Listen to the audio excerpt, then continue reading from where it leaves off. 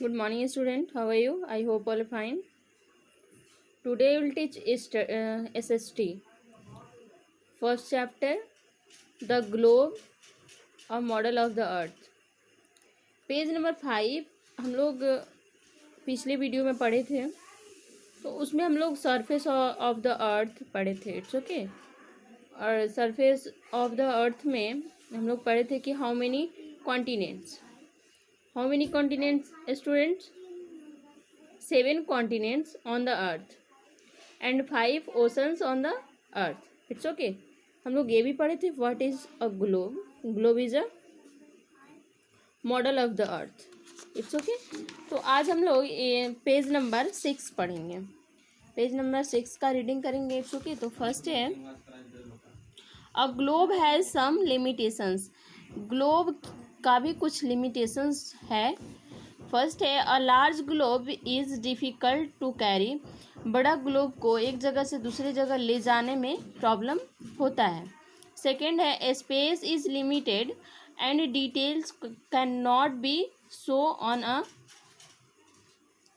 Globe. Globe पे भी है स्पेस जो है वो लिमिट, उसका भी लिमिट होता है, लिमिटेशन होता है. इसलिए क्या है, जैसे हम लोग अर्थ के स्टडी के लिए ग्लोब का यूज़ तो करते हैं, बट अर्थ में जो चीज़ जितने बड़े हैं उसका बस वहाँ एक साइज़ दिखाया जाता है, ना कि उतना बड़ा दिखाया जाता है. तो इसके लिए वहाँ ग्लोब पे हम क्या कहेंगे, ग्लोब पे जो है वो लिमिटेशन है साइज़ का भी, डिटेल्स का भी. It's okay. थर्ड है it is not possible to make a globe for a part of the earth. Possible नहीं है, मतलब अर्थ के एक पार्ट को बनाना ग्लोब पे ये पॉसिबल नहीं है. लास्ट है only one side of the earth can be see at one time on the globe. एक बार में ग्लोब पे अर्थ के ओनली एक ही साइड को हम देख सकते हैं. चलिए, now your topic is latitude. Latitude का मतलब क्या होता है, हिंदी क्या होता है, अक्षांश रेखा. तो अब हम पढ़ेंगे अक्षांश रेखा क्या होता है.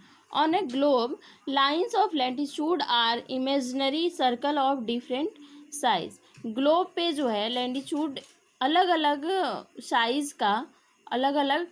साइज का एक काल्पनिक वृत्त बनाता है. सर्कल का मतलब होता है वृत्त. They become short in size as we move to the poles. जैसे जैसे वो पोल्स की तरफ मूव करता जाता है सर्कल का साइज छोटा होता जाता है. The longest line of latitude is called the equator. जो सबसे बड़ा लाइन होता है, जो सबसे बड़ा लैटिट्यूड का लाइन होता है, उसे हम क्या कहते हैं, इक्वेटर कहते हैं. इक्वेटर का हिंदी क्या होता है, ध्रुव. At 0 degree latitude the equator divided the earth into two equal heavens, the northern hemisphere and the southern hemisphere. कह रहा है कि जो हमारा 0 डिग्री इक्वेटर जो है वो 0 डिग्री लैटिट्यूड पे होता है, और जो इक्वेटर जो है वो अर्थ को 2 भागों में डिवाइड करता है, northern hemisphere and southern hemisphere. At the poles the circle are like points. Pole पे जो हमारा सर्कल है, वृत्त है, वो जस्ट लाइक एक पॉइंट के जैसा होता है. तो हम क्या कर सकते हैं, यहाँ पे 360 डिग्री होता है. As line of latitude never meet they are also called parallels. ये लैटिट्यूड जो लाइन होता है वो कभी मीट नहीं करता है, कभी मिलता नहीं है, इसलिए इसे हम पॉरलेस भी कहते हैं. पॉरलेस का मतलब होता है समानांतर. With the latitude, locations are between 0 degree and 90 degree north and south of the equator. कह रहा है कि लैटिट्यूड विथ द लैटिट्यूड के साथ लोकेशंस जो है आर 0 डिग्री और 90 डिग्री नॉर्थ एंड साउथ के बीच होता है. It's okay. The important line of latitude are. Latitude में कौन कौन सा हमारा इम्पोर्टेंट लाइंस होता है उसको देखेंगे. फर्स्ट है equator of 0 degree. Topic of equator का मतलब होता है ध्रुव. Tropic of Capricorn on 23½ degree south. Capricorn, tropic of Capricorn का मतलब होता है मकर रेखा, तो यानी मकर रेखा जो होता है वो 23½ साउथ पे होता है, ½ डिग्री साउथ पे होता है। एंड साउथ पोल्स कहाँ होता है? 90 डिग्री साउथ में होता है। Antarctica circle at 66½ degree south में होता है। Tropic of cancer at 23½ degree north में होता है। ट्रॉपिक एंड सेंसर का मतलब होता है कर्क रेखा। ये कहाँ होता है? ये नॉर्थ में होता है। देखो जो हमारा ये डिग्री जो होता है वो सेम होता है मकर रेखा और कर्क रेखा का, मतलब ट्रॉपिक ऑफ कॉप्रिकॉर्न और ट्रॉपिक ऑफ सेंसर का। बट अंतर ये होता है कि जो हमारा ट्रॉपिक ऑफ कॉप्रिकॉर्न होता है वो नॉर्थ साउथ में होता है और ट्रॉपिक ऑफ सेंसर जो होता है वो नॉर्थ में होता है। लास्ट लाइन है Arctic circle at 66½ degree north में होता है। It's okay. The line of latitude are useful to us to know the climate of an area. कह रहा है कि लैंडिट्यूड जो है वो हमारे लिए काफ़ी यूजफुल है, क्योंकि वो जो है हमारा जो क्लाइमेट है उसके बारे में लैंडिट्यूड से ही पता चलता है।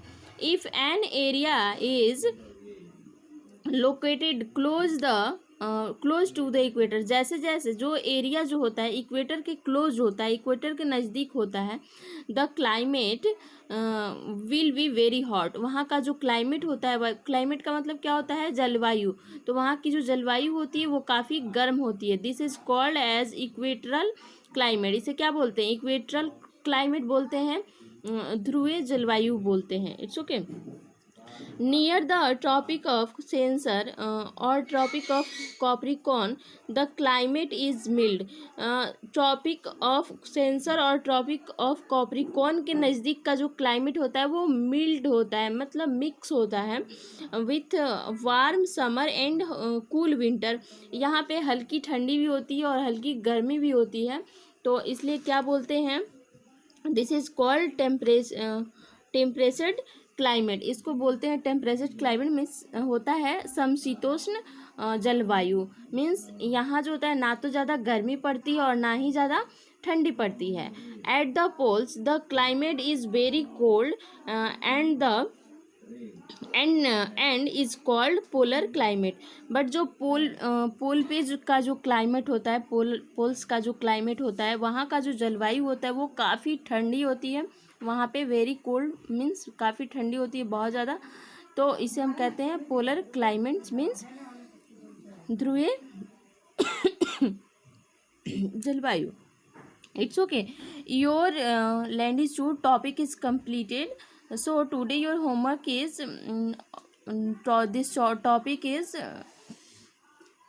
do reading very carefully, and if you have any problem ask me. It's okay.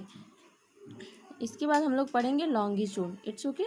आज के लिए बस आपका यही टॉपिक रहेगा, latitude. It's okay. Thank you.